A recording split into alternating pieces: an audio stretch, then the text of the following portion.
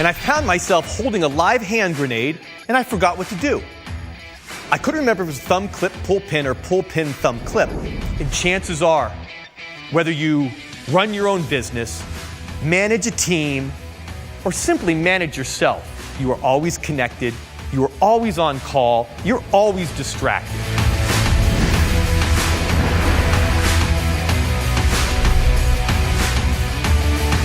Mushin is the philosophy that powers that art of war. That's the clarity of the enlightened warrior.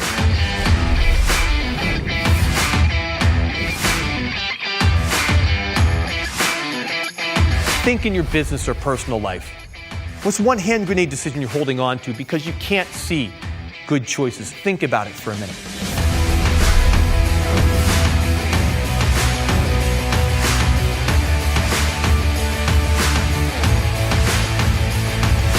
So here's the FBI agents. They're saying, Michael, you're a Marine veteran, you're a patriot, will you help us? So I picked up 2 marquee clients that dramatically impacted my bottom line and led to a whole bunch of other opportunities that I never could have imagined. Michael Veltri is a nationally renowned best-selling author and entrepreneur, a cancer survivor, martial arts master, and United States Marine veteran. Michael has decoded a 5,000-year-old system for performance called the Mushin Way, based on the practices of ancient warriors and philosophers. Secret until now, Michael is going to share how we can use these time-tested techniques to perform at our best, deliver high-impact results with balance, not burnout, and drive transformation in our businesses and our lives. Ladies and gentlemen, Michael Veltri.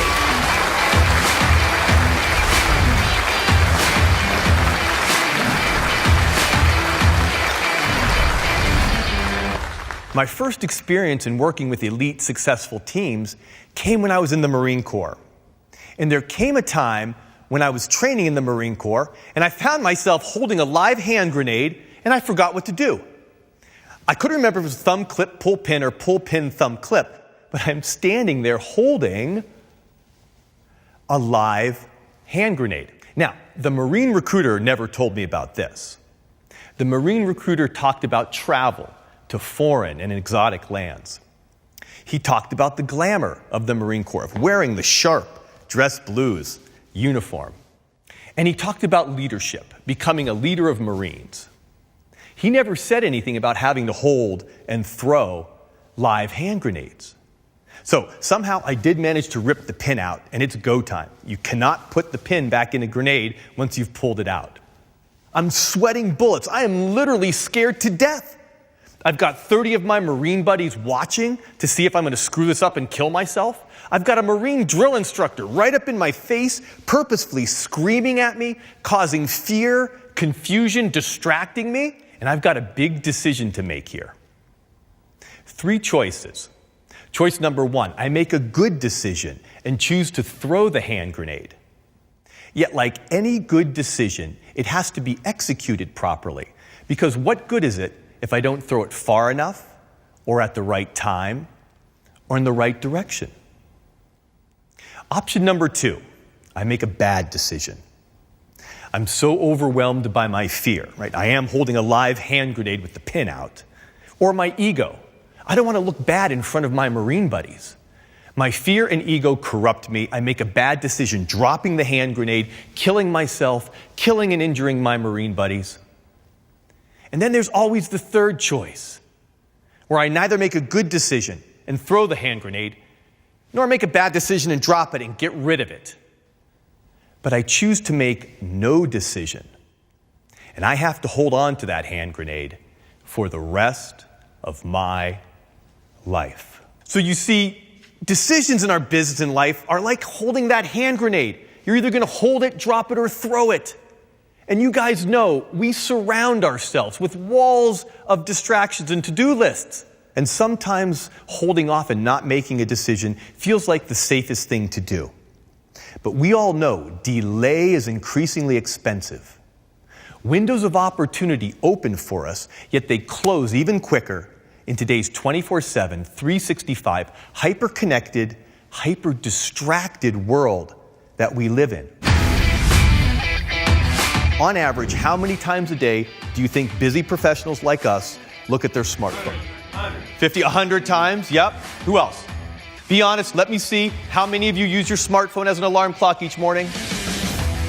I would make a great decision, and I couldn't put two and two together to pull it off, but I would make a horrible decision and execute it perfectly. Have you ever done that? I was working with a client of mine who said, Michael, forget about more with less. You can double my budget. I can't do more with more. So how can we make good decisions under those circumstances? The Mushin way shows us how. Say you get a 5-word text message from your boss or from your largest client. And that 5-word text message simply says, hey, we have to talk. You ever get one of those? Right? How many of you felt your heart rate spike just thinking of it? If you get that message from your boss, uh-oh, my commission plan changing, am I losing my job? Are we being bought? Are we being sold? What's going on? Or if you get that message from your largest client, do you start to worry, are they leaving me? Are they going to my competitor? The body's an amazing machine. The spirit is amazing. A few months after that, I was able to walk slowly. A few months after that, I was able to move a little quicker. I was able to jog. I was able to run. A few years later, I ran my first marathon on 1.5 lungs as a fundraiser for the American Cancer Society. I can kick Debbie, I can stomp on Taylor, he can kick me, I can sue them, they can sue me, or we can tie them up and push them away, run to safety. Let's untangle here. We can move another way to tie them up and run to safety. We get tunnel vision. And in the Japanese martial art of Aikido, we are taught to expand our horizon to include the view of your opponent. That is a lesson that business people often try a lifetime unsuccessfully to learn. Because if you cannot see what your competition is seeing, you are eventually going to fail. But if you can see through your competition's eyes, if you can see through each other's eyes, if you can see through your spouse's eyes, you can first embrace and then overcome any challenge. That is true victory through harmony, because what is the opposite of we must win? The opposite is you're afraid. You're afraid to fail. You're afraid to look bad. You're afraid to try something new. You're afraid to innovate, and you are going to lose. Now, many of you know I lived in Japan for 10 years. Japan's a beautiful country. It's a country that's given us Zen meditation, elegant and graceful martial arts, and of course, everyone's favorite, karaoke. Modern Japan, however, has produced phenomena of overworked, hyper-connected, hyper-distracted worker bees called hatarakibachi in Japanese.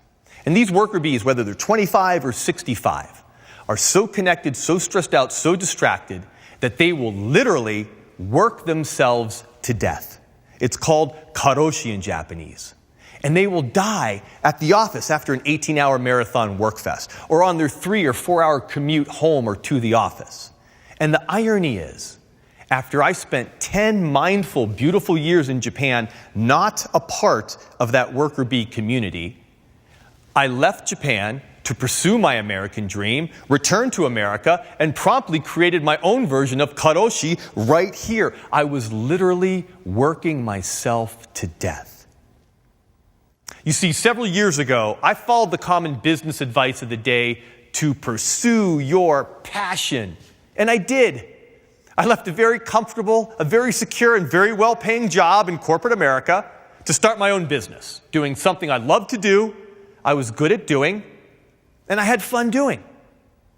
And I promptly started working longer and harder, with more effort, producing more mediocre results than I ever had in my entire life. This is how my day went. See if this sounds familiar. I'd wake up every morning at 5 or 5:30. My smartphone would be my alarm. I would start looking at my work emails, text messenger, calendar items. My heart rate would spike, worrying over what I just saw. I'd jump out of bed, get ready, get to the office, and then like a hamster on the wheel, I was always running. I was always reactive, barely keeping my head above water, fending off 100 distracting messages at once. And chances are, whether you run your own business, manage a team, or simply manage yourself, you are always connected, you are always on call, you're always distracted. How can we win this losing battle against distractions, continue to be productive at work, meet all of our demands, get back to our clients immediately, follow up with our boss, follow up with our family, and be successful and productive with balance, not burnout? Well, the Japanese have a word, a concept called mushin. And this word mushin literally means no mind. But I'd like you to think of it as no distractions or clarity. And this concept of mushin was developed hundreds of years ago on the feudal battlefields, where the samurai warriors weren't texting, they were fighting to the death with razor-sharp swords. Forget about seconds. Life or death for them was decided in milliseconds. The samurai warriors couldn't be distracted. They had to clear their mind. And this practice of mushin frees the mind from the shackles of fear and ego, frees the mind from the shackles of guilt and obligation, frees the mind of distractions. So the mind becomes calm and clear and reflective like a calm body of water, polished to a mirror reflection. You can simply see each and every situation for what it is, unencumbered by these shackles. From there, you can make the right decision at the right time, all of the time. Now, I'm sure you've heard of the best-selling book called The Art of War by Sun Tzu. It talks about wonderful strategies and tactics, especially how to apply them in the business world.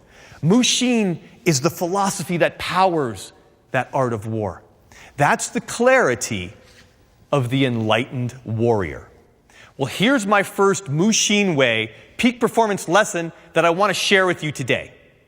And that is, even though you can't see them, you always have great choices. Even though you can't see them, you always have great choices. Well, not too long ago, in my business life, I was faced with a really tough situation. You see, I own and operate one of the largest martial arts academies on the East Coast, in Washington, D.C., a few blocks from the White House. And among my adult students are the political rock stars of the area.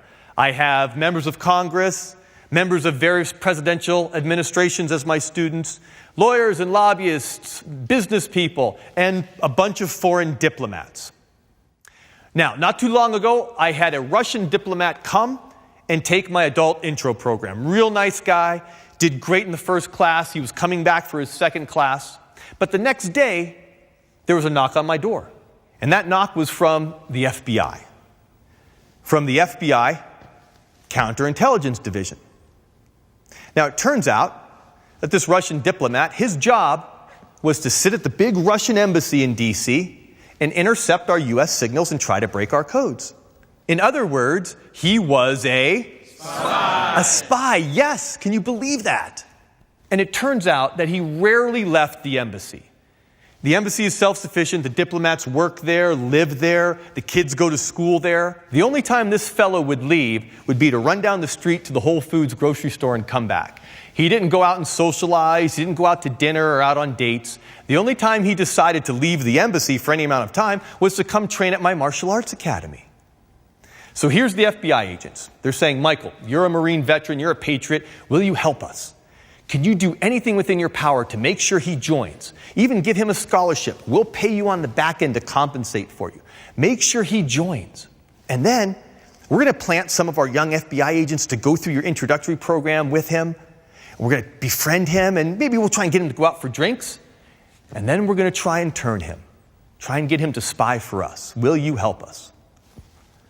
I mean, if you've ever watched the TV show The Americans, this was straight out of The Americans. So here I am thinking, okay, wait a minute. I got to betray the trust of my student for these guys? I got to lie to my students, pretend I'm something I'm not, or lie to my staff, or if I need to get my staff involved, have them lie to everybody?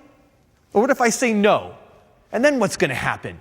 Am I going to be worrying that they're secretly going to infiltrate my class? Or is the IRS going to knock on my door the next day and give me 10, 15 years of audits? This was horrible. I didn't think I had a good choice, but I did. And I'd like you all to pause and think right now. I know you're facing similar situations. Think in your business or personal life. What's one hand grenade decision you're holding on to because you can't see good choices? Think about it for a minute. So I knew I was faced with a really big hand grenade decision, and I needed to talk to someone else besides these two young guys. So I said, gentlemen, I'm sure you understand this is a huge decision for me. I'd like to talk to your boss. They said, fine, Michael, okay. The FBI headquarters actually is not too far from my academy also. So there I am at the FBI headquarters, and I'm meeting with these gentlemen's boss. He's a man closer to my age. He was also a Marine veteran. Now, we didn't know each other in the Marine Corps, but there was a relatability, and we started talking. I explained to him about the Japanese martial art of Aikido, how I not only teach the physical side, but also the leadership development side to my students. And he started thinking, and then he made a suggestion. He said, well, forget about that Russian spy, that diplomat. We'll work on him later. I see a bigger opportunity here. Would you like to come and teach our staff? That's something I didn't see coming. What that turned out to was me teaching at an elite intelligence facility called the National Counterterrorism Center. The NCTC, the National Counterterrorism Center, was created after September 11th. And this group, you've all heard of the tip of the spear? Well, the NCTC is the razor-sharp edge of the tip of the spear. It's made up of elite FBI agents, CIA officers, and military special forces. And so I got a brand new gig teaching at this great organization, not only the martial arts side, but also the leadership development side. That led to me getting another great marquee client, the CIA headquarters. So I picked up two marquee clients that dramatically impacted my bottom line and led to a whole bunch of other opportunities that I never could have imagined, just because it allowed me to uncover those hidden great decisions that are always there. The Mushin Way provides access to that clarity of the enlightened warrior. We have to exercise our Mushin muscle. And like any new exercise, the more you do it, the better you get. We lift 5 Mushin Way pounds, exercise that muscle, then 10, then 15. Next thing you know, you're bench pressing 300 Mushin Way pounds. It's a practice.